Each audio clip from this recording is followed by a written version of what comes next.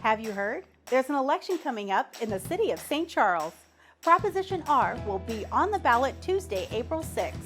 Prop R is a general obligation bond issue that would provide funding for police and fire to make much-needed facility upgrades and repairs, and to tear down and rebuild 2 fire stations. Prop R is not an increase to your personal property tax. It is also not a use tax, which was proposed in Proposition 1 last year. You may be wondering, how can the city pay for this without raising taxes? Well, the city has a low amount of debt. Because of this, the city has the ability to absorb more debt without raising taxes. So even though Proposition R would be funded through your personal property tax, it would not result in a tax increase.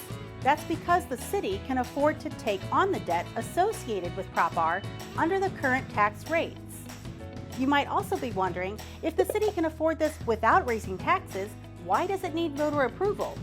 The city is required by law to receive voter approval to take out a general obligation bond.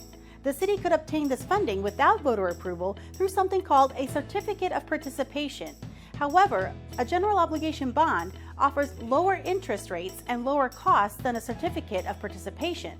So, in the end, a general obligation bond would spend less taxpayer money than a certificate of participation.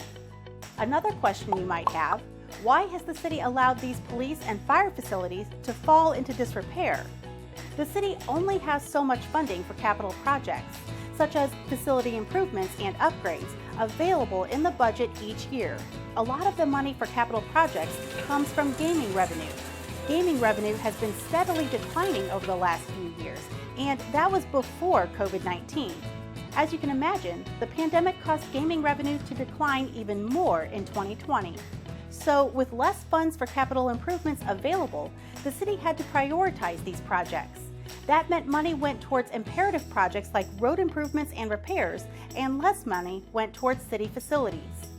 So, if Prop R passes, the money goes to police and fire.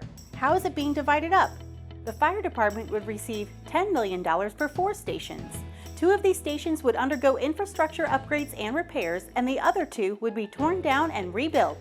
The police department would receive $7 million for infrastructure upgrades and repairs to their facility on Zumbel Road. The municipal court would receive $3 million to relocate to another facility outside of the police department. This would open up more space at the police department for evidence storage and staffing. So, to reiterate, Proposition R is a general obligation bond issue on the ballot April 6th. If passed, Prop R would provide funding to the police and fire departments for much-needed facility upgrades and repairs, and to tear down and rebuild 2 fire stations. This general obligation bond would be funded through your personal property tax without raising the current tax rates.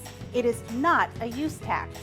Due to a decline in gaming revenue, the city has had to allocate funds to more imperative projects, which has resulted in these facilities requiring important repairs. For more information on Prop R and to watch virtual tours of these facilities, visit stcharlescitymo.gov/Prop R. Remember to get out and vote on April 6th.